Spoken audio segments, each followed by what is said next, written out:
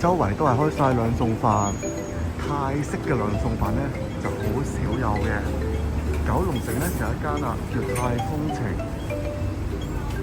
咁有炒蜆啊、豬手啊、咖喱雞啊，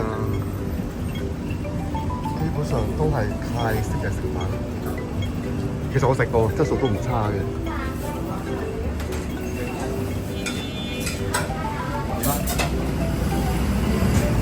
今日整咩好咧？同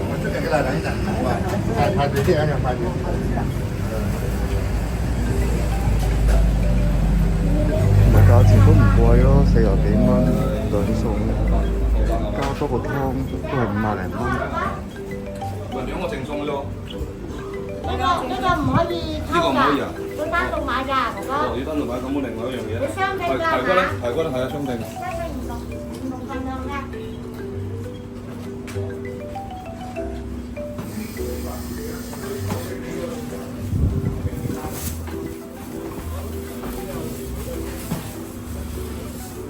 正宗嘅先啊，要唔要筷子？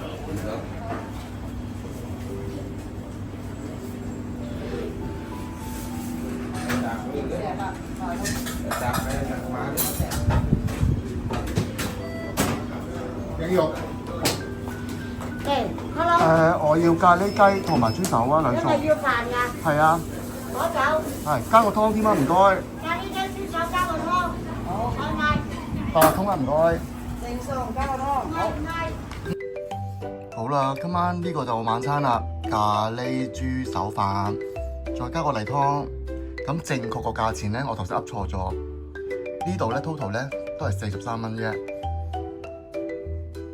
哇！不過好香，不過真係好香，泰國嘅香料味啊，係啊，所以超鍾意。咁好啦，咁我食飯先啦，拜拜。